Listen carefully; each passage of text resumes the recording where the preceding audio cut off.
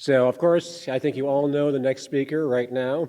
Coming on, Tory Bruno, who, as you know, is President and CEO of ULA, and of course, ULA is our top platinum sponsor, so thank you very much to ULA. I think most of you know, but if you don't, ULA is also the company who's launched every American-led robotic mission to Mars.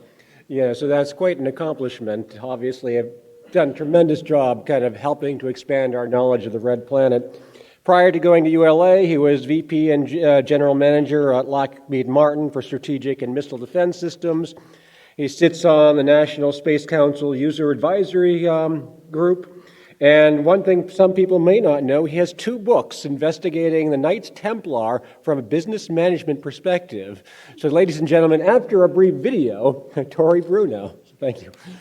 Oh, I thought you were coming out after the video. I'm right here. Okay. Good afternoon. It's a requirement in law that whenever you're a launch company and you give a talk, there has to be a smoke and fire booth.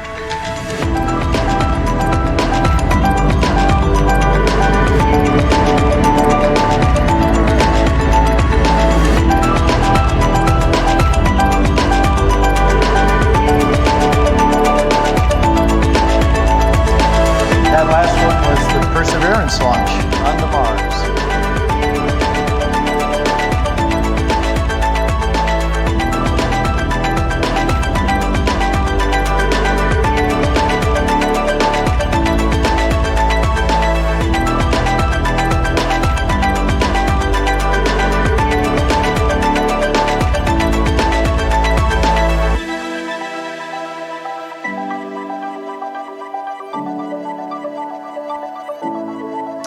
That's our hypersonic decelerator that we will use to recover booster engines and reuse them, and NASA will use to go back to Mars with much, much larger payloads. Game changer here. Absolutely not a UFO. And the new rocket that will fly this year, Vulcan.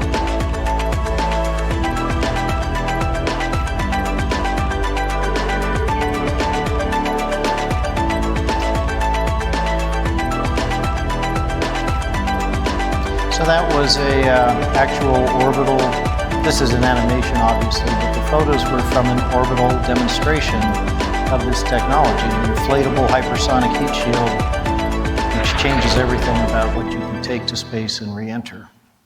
All right, everybody hear me okay? All right, thank you. Okay, well, thank you for being here with me. You know, I'm here to tell you that we are, in fact, going to Mars. We are sending people there. And we're doing it for a few very specific reasons. You know, we're going to go there to learn about this planet, this precious planet that we live on here, because I think, as many of you know, all indications are that Mars was once a lush, perhaps Earth-like environment, and it has taken, hopefully, a different evolutionary path, and we need to learn about that.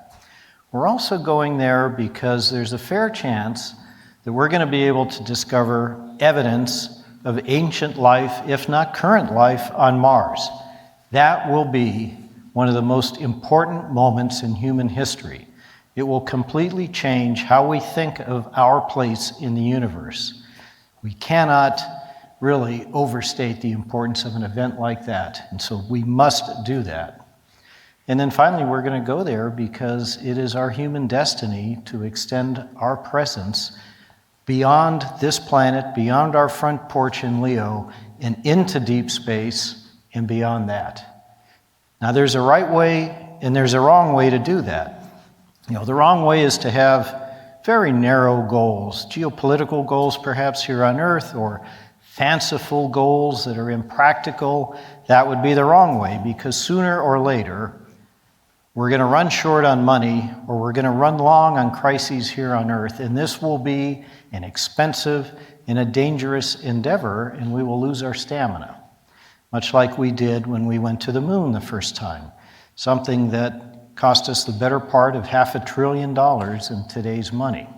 Mars will not be that expensive, but it will not be inexpensive either. And so the right way to do it is as a natural extension of a permanent human presence in outer space that is sustainable. And that's what we're going to talk a little bit about today. All right, go to the next. Oh, I have the clicker, I think. I was about to yell, go to the next slide. I don't have a clicker. Go to the next slide. Let's see what happens. Nothing is happening. We don't have any other slides. Hey, you guys, I need a clicker or I need a next slide.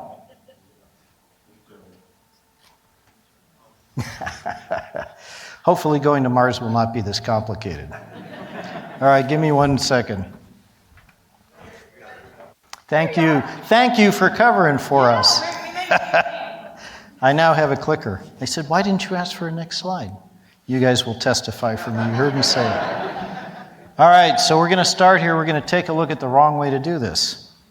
So here is our history of lunar exploration. And if you look at that area over there, it's super crowded. Gemini, Apollo, Mercury.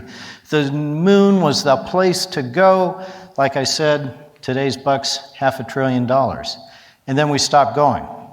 We didn't go at all for over a decade. And then we said, well, we'll only go beyond. We didn't want to go to the surface for 3 decades. And then here we are today, half a century without sending anybody there. Thank goodness we're finally going back with Artemis, and that journey is essential to going to Mars, and I'll explain why. But we are going back to the moon, and it's about damn time. All right, I thought I'd give you a little bit of this, just sort of for free here, because NASA's charts on this are so complicated they're hard to understand. No offense, NASA. But this is the architecture. So a permanent, kind of like International Space Station, if you will, gateway in orbit in this near rectilinear halo orbit around the moon, which gives you continuous communication with Earth and easy access to the poles. And the poles are really interesting, and I'll come back to that later. And then we go up and down. Part of this architecture is reusable and part of it is expendable. And that will be a key element of allowing people to be there and do research and do boots on the ground, things that you can't do with robotics, while also being able to be on the gateway and to control things that are down there on the moon.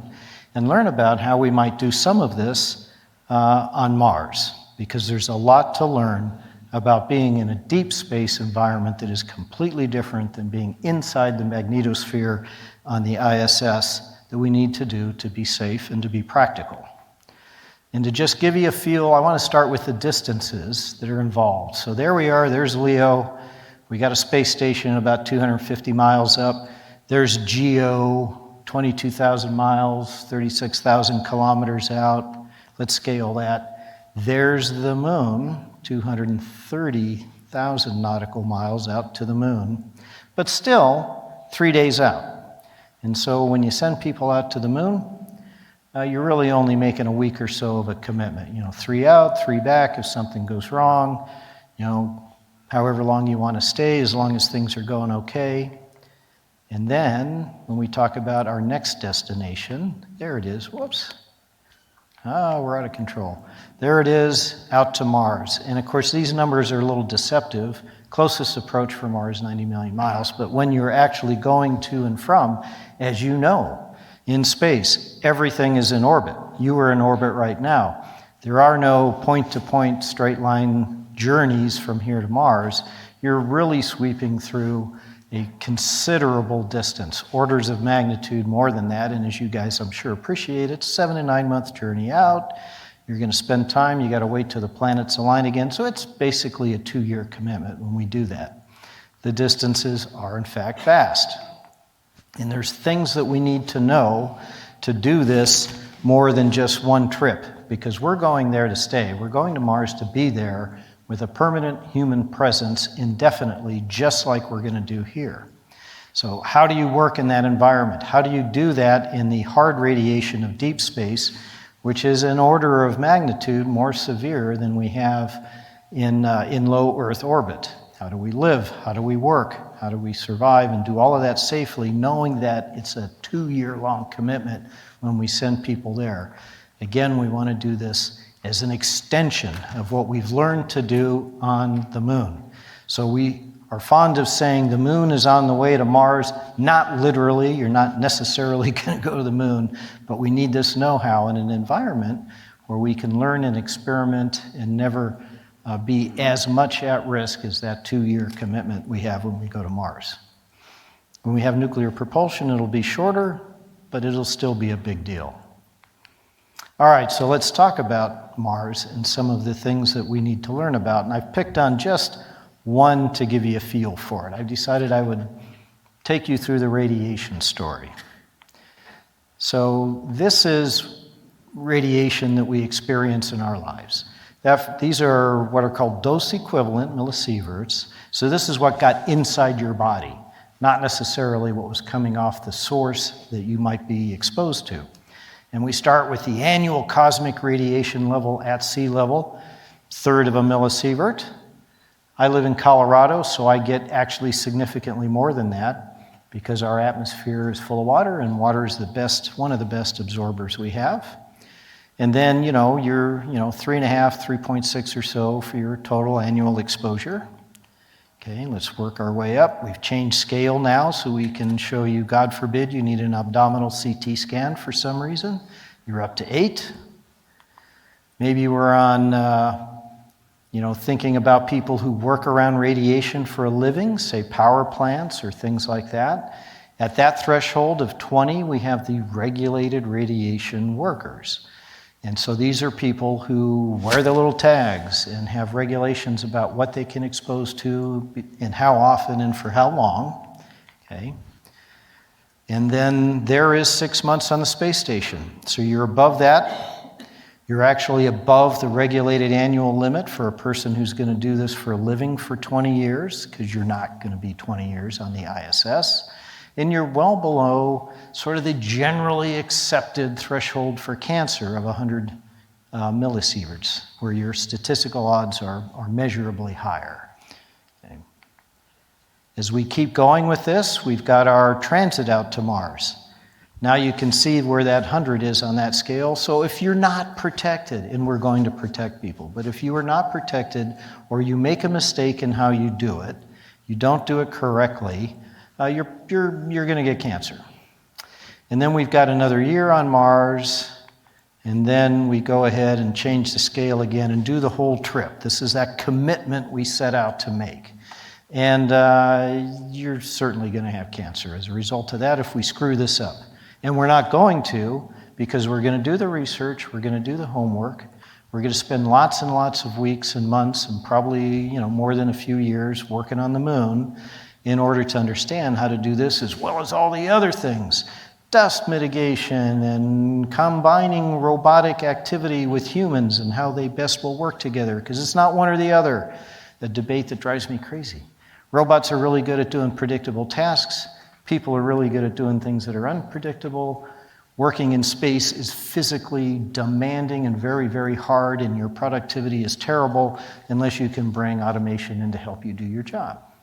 And so it's the best of both worlds, and that's what we're going to have. So that's that part of that story. Then there's this other thing that happens when you're out in space for a long time. Proton storms. So in other words, our sun occasionally blasts a giant death ray in a random direction out into space. And the levels of those events can be very, very high. Whether you encounter one or not is kind of random. There's more of them at solar maximum in that 11-year solar cycle. Where they direct out is pretty random. And our experience before this was as well understood is kind of captured a little bit on this bar here. So everywhere you see a red label, that's one of the big geomagnetic storms, or one of the storms we're talking about. And everywhere you see a black box, this is us doing things in space, like Apollo 16 and 17, like the Hubble servicing missions, and so on. And they were close calls. There's been a series of close calls. Today, when we go live on the moon and go out and put a permanent outpost on Mars, we will be prepared to protect these and for these and to predict them and observe them. But in these days, we didn't. And so, Apollo 16 and 17 straddled one that could very well have been lethal had we had a bad luck day. And the graph down here on the bottom kind of gives you a feel for that. It's different than the scale I showed you before because your body is very good at repairing itself over time for those slow exposures. This is prompt exposure. So think Chernobyl. So you get up to a couple of sieverts, that's going to harm you. 4, you better get to a hospital pretty quick. 8, there's nothing anybody can do for you. And it would not be unreasonable if you were in the path of one of these to have anything along that spectrum, if you were not properly protected, which we are going to do. And in fact, NASA has been studying the sun in some depth, quite a bit. We got to launch those first 2 missions, which are super cool. People often ask me, Tory, what's your favorite launch? ULA's done 155 launches. You've done like 400 in your career. And I always say, I love all my children. I have no favorites. So all of you in the room, everyone who's watching us on the internet, don't tell anybody, but I actually do have a favorite. It is the Parker Solar Probe. Dr. Parker was there with us, 90 years old. A rebel scientist who first published and postulated that space was full of material. It was full of solar wind, and it was tremendously active. And everybody told him he was crazy. Everyone knows that space is a hard vacuum and there's nothing in there. And he was ridiculed, but he stuck to it, and the research panned out. And this was his mission, his capstone of his life's work. And just a super interesting guy and an adorable 90-year-old man who stood up there with me, and I took him to the pad and let him touch his rocket, and he had a little tear in his eye. And then we stood on the roof and watched it, and it was just something else. And an incredible mission, fastest moving human object in the universe right now. And so it was a pretty cool mission. But don't tell anyone. Okay, that's my favorite.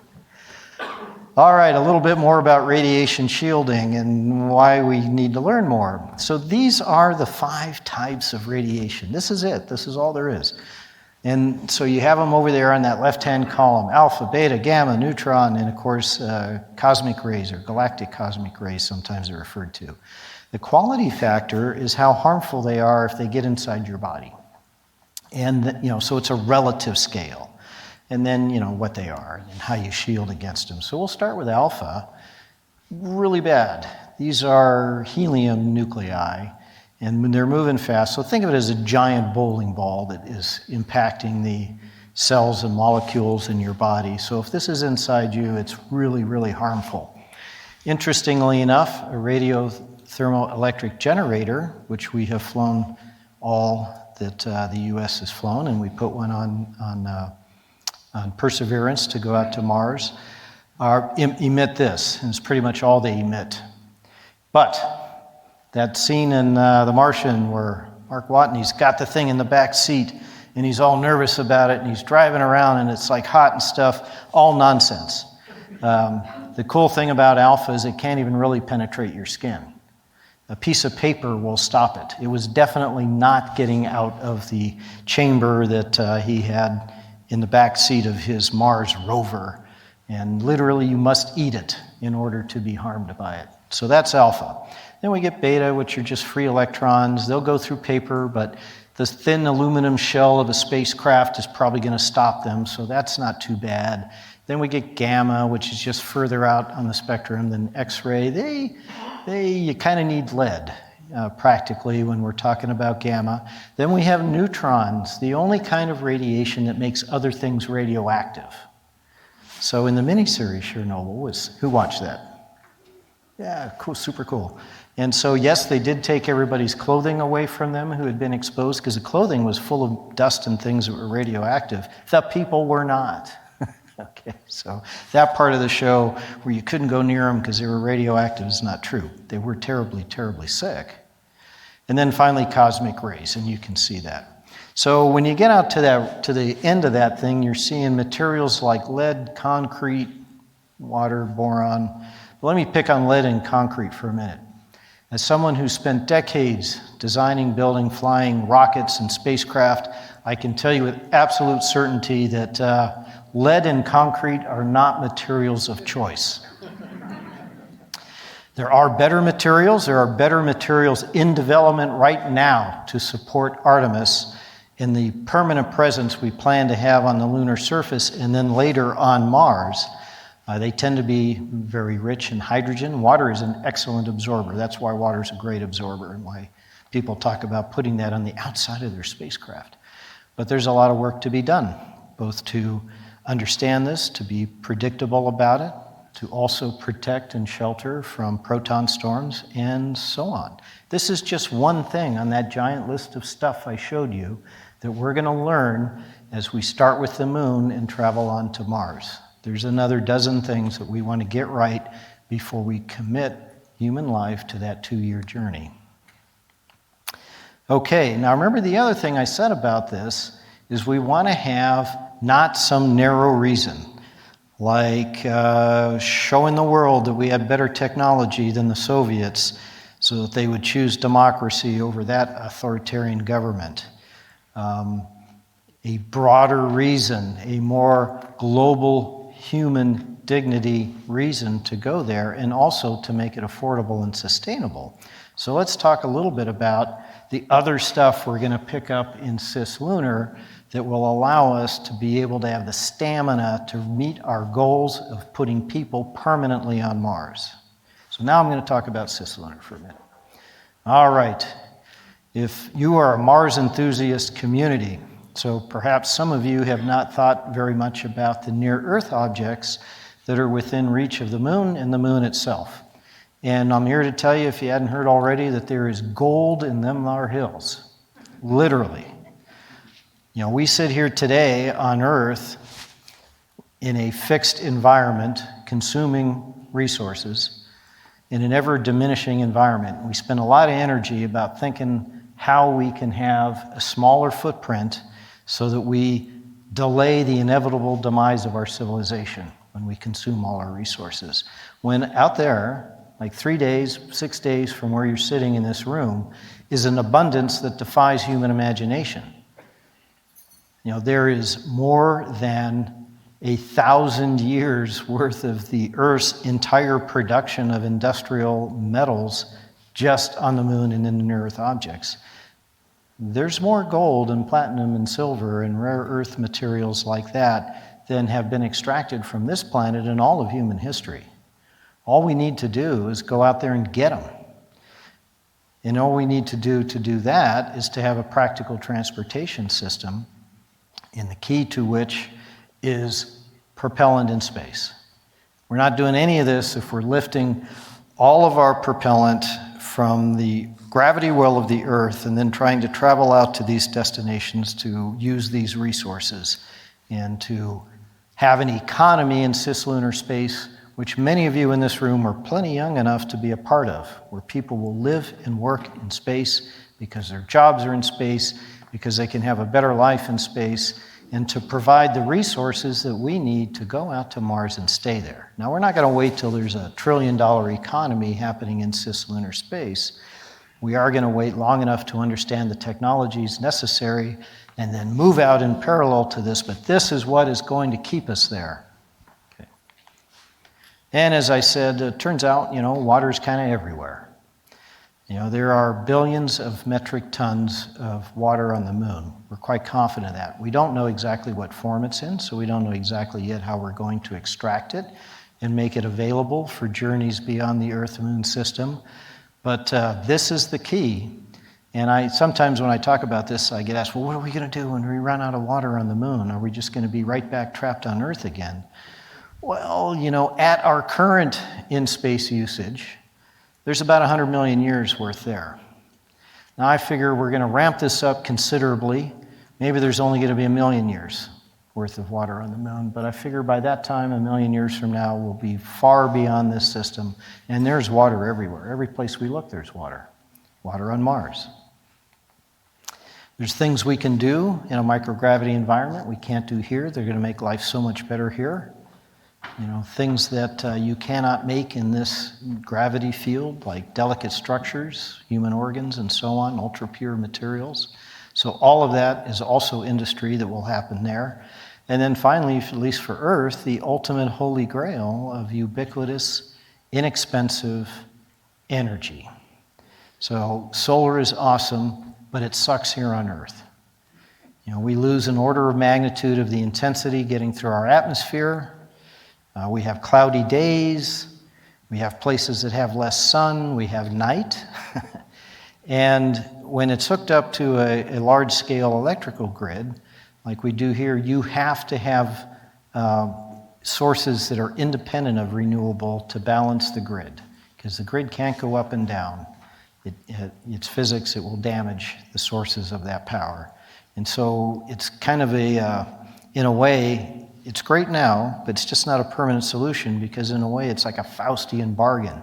The more solar you have, the more wind power you have, the more absolutely tied you are to things that you can turn on and off, like coal and natural gas, but also nuclear, which is at least doesn't produce the pollutants that we get from the others. But if we can generate electricity in space, then it's a whole nother story. There is no night, there is no cloudy day, there is no loss, the power intensity is 10 times higher, and there is actually no practical limit to the scale of collectors that you can fabricate in zero gravity. And so this is the ultimate thing we imagine, where we collect, generate power in space, we beam it to the Earth, and then we have ubiquitous energy that is cheap anywhere on the planet. Imagine what that will do for the general state of human dignity. Arid areas that can afford desalination, remote areas that have power. Energy would no longer be the great throttle and choke on economic prosperity that it is today. So that's another thing that we will do. This is the propellant economy. So it might sound a little bit weird, but at a launch company, I also have a handful of professional economists, and we build models, macroeconomic models on the economy that will occur in that regime, that area. And we start with that black wedge on there, which is the first business in space that will be the first one that supports our journey to Mars, which is in-space propellant generation. And we sort of modeled a public-private partnership where you have people generating this propellant. You're holding it in reserve, much like the Strategic Petroleum Reserve in Texas, or the Strategic Helium Reserve that is essential for space travel, and so on, only this happens to be in-space propellant. And you have an excess that you then create this economy with, and you can see that whole new economy that doesn't exist today in that black wedge, $600-700 billion a year, enabling development of all of those resource development activities I talked about, and providing the wealth necessary for us to go out and start getting Mars established, a $3 trillion a year economy within the next 30 years. An economy that is not moving money from one place to another, but doesn't exist at all today. Entirely accretive, additive to what we have. And we imagine this wonderful timeline where we start where we are today. Typically, on average, 6 people in space at any moment up on the space station, though not really permanently. I mean, they're not really living there. They're working there, they're visiting there, but, not really staying out there more than 6 months or so, preferably, because it's bad for your health, tremendously bad for your health to live in microgravity. And then we start doing this activity, and we have a little bit of tourism, and we begin exploring and developing these in-space resources, and the next thing you know, there's 1,100, 1,500 people living and working in space. Someone will be you. And there's a $3 trillion economy. And continuing our exploration and our footprint and our development of resources on Mars will be just nothing to it. It'll be inevitable. That's the vision we have for Moon to Mars, if that makes sense to you. I think I'm out of charts. And I think I have, they took my watch so it wouldn't beep on the microphone, but I think I have a few minutes, or is it 35 seconds I have? I have time for one question. Who's got one? Yes, sir. Or ma'am. Is Lucas wanting to ask a question? Lucas can ask a question. All right. Well, I'm watching. I have a countdown clock here. You now have 12 seconds, so I guess I'm going to call it a day. Thank you, everyone.